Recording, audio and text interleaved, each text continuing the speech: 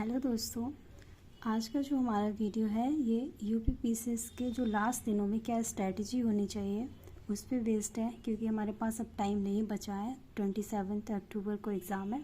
तो उससे पहले जो अभी टाइम है उसमें आप लोग जो कैसे हम अपना जो है रिवीजन करेंगे उस पर बेस्ड है। और टॉपिक है हिस्ट्री।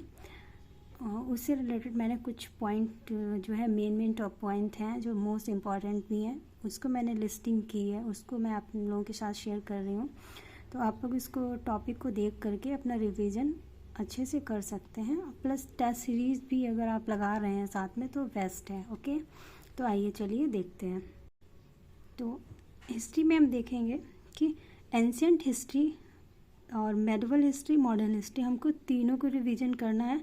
लेकिन अभी जो हमारे पास टाइम है उसमें हम क्या करेंगे, जो मॉडर्न हिस्ट्री है उस पर फोकस करेंगे। क्योंकि आपने देखा होगा यहाँ से क्वेश्चंस ज़्यादा ही पुटअप किए जाते हैं, 7 से 8 क्वेश्चंस यहीं से रहते हैं। क्योंकि जो मूवमेंट है, जितनी भी पॉलिसी हैं, उन सब सारी चीज़ों के बारे में आप जो है मॉडर्न हिस्ट्री डेटेड वगैरह जितनी भी हुई हैं तो वो आप यहाँ से कवर कर सकते हैं। इसको कवर करने के लिए आप घटना चक्र लगाइए। घटना चक्र में जितने भी PYQ है वो आप इसको जो है सॉल्व कर सकते हैं। ठीक है, तो वहाँ से आपका ये कवर हो जाएगा।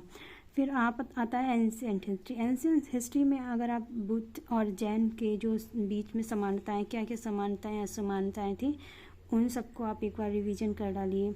मौर्य काल और गुप्त काल आप यहाँ से जो है ये इनके बारे में पढ़ सकते हैं। और जो इनकी जो जितने भी शासन करने वाले हुए हैं, राजा जितने भी वंश हुए हैं, तो उनको जो है आप डायनेस्टी याद रखिए। और जो यहाँ की प्रशासनिक व्यवस्था क्या थी, आर्ट और कल्चर कैसा था, तो उन सारी चीज़ें जो हैं वो इम्पॉर्टेंट है, उनको आप एक बार बहुत अच्छे से रिवीजन कर डालिए। ठीक है, फिर आपके जो है इसमें महाजनपद आते हैं। महाजनपद एक बार आप महाजनपद देख लीजिए। फिर उनकी जो कैपिटल थी उसके बारे में आप देख लीजिए। और जो है मगध का उत्कर्ष है उसको एक बार आप हल्के से मतलब एक बार रिवीजन कर लीजिए।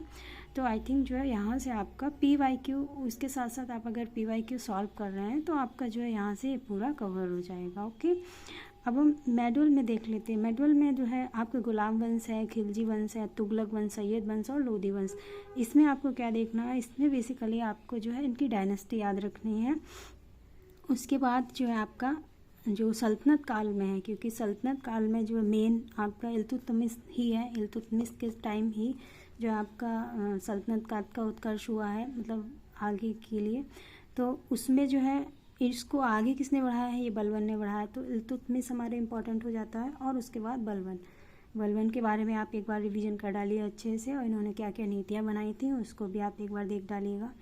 फिर आता है आपका अलाउद्दीन खिलजी। इम्पॉर्टेंट है क्योंकि इनके टाइम पे जो नीतियाँ थी और प्रशासनिक व्यवस्था कैसी थी इनकी, और क्या क्या इन्होंने चेंजेस की, उसके बारे में आप एक बार देख डालिए। फिर आपका अकबर के बारे में आप पढ़ लीजिए। जो मुग़ल काल है, मुग़ल काल में आपको अकबर, जहांगीर और औरंगजेब इनके बारे में पढ़ना है। और प्लस इनकी जो व्यवस्था कहती थी, शासन व्यवस्था कैसी थी, वो सारी आपको पढ़ डालनी है। और PYQ आप सॉल्व करते चलेंगे तो आपका पूरा कंप्लीट हो जाएगा। ओके, फिर नेक्स्ट आता है आपका मराठा, जो कि वेरी इंपॉर्टेंट टॉपिक है और करंट में भी चल रहा है। तो इससे रिलेटेड क्वेश्चंस आना ही आना है।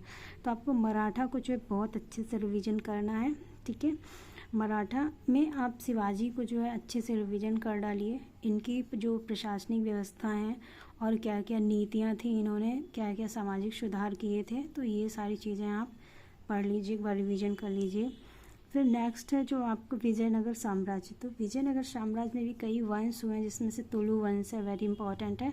तो उसको आप जो है यहाँ से कवर कर सकते हैं, अपना रिवीजन कर सकते हैं। संगम काल में है। संगम काल से रिलेटेड देखिए ये क्वेश्चन हमेशा पूछा जाता है। वो किसी चाहे प्रशासनिक व्यवस्था पे बने या डायरेक्ट डायनेस्टी पे बने, या संगम काल की जो कल्चर है वहाँ से कहीं से घुमा फिरा के वो एक क्वेश्चंस पूछ लेते हैं। तो आपको संगम काल के जो कल्चर है तो वो सारी डेटेड वगैरह वो आपको याद कर लेनी है। ठीक है, रिवीजन कर लीजिएगा। फिर आपका जो है नीतियों में एग्रीकल्चर है। एग्रीकल्चर के बारे में आप पूरा देख डालिए। एजुकेशन है, एजुकेशन मोस्ट इम्पॉर्टेंट है यहाँ पे। तो शिक्षा में आप देखेंगे जो भी सामाजिक सुधार हुए, जितने भी शिक्षा से रिलेटेड पॉलिसी आई उसके बारे में आप अच्छे से रिवीजन कर लीजिए, और फिर उन नीतियों में भारतीयों का क्या योगदान था उसको आपको बहुत अच्छे से रिवीजन करना है। फिर आता है आपका सामाजिक जो रिफॉर्म हुए हैं, सामाजिक चेंजेस, तो उनके बारे में आपको जो है रिवीजन कर लेना है। फिर रिवॉल्ट, विद्रोह भी आप, जैसे किसान विद्रोह भी हुए थे, श्रमिक विद्रोह भी हुए थे, इन सारे विद्रोहों के बारे में आप लोगों को जो है अच्छे से रिवीजन कर लेना है, क्योंकि ये भी जो है ये मोस्ट इम्पॉर्टेंट है यहाँ से। फिर आप प्रेस देख डालिए, जो पुर्तगालियों ने शुरुआत की थी, तो आप प्रेस के बारे में पढ़ लीजिए। फिर जो मेन आपका जो वायसराय हैं जिनके शासनकाल में क्या हुआ है कि जिनके शासनकाल में पॉलिसीज़ लागू हुई हैं या कोई भी एग्रीमेंट हुआ है तो उसको आप देख लीजिए यहाँ से। और जैसे रैयतवाड़ी व्यवस्था हो गई, स्थायी बंदोबस्त हो गया, ये सारी व्यवस्थाएं थी, तो उसके बारे में आपको भी एक रिवीजन कर लेना है। मेन पॉइंट बना करके अगर आप रिवीजन करेंगे तो आपका यहाँ से हो जाएगा। अब इसमें आप देखेंगे जैसे अंग्रेजी कंपनियों की जो विजय हुई थी तो वो कैसे यहाँ पे डच थे, फ्रांसीसी थे, सभी के साथ इनका जो था युद्ध हुआ था, तो उसको आपको जो है यहाँ से रिवीजन कर लेना है।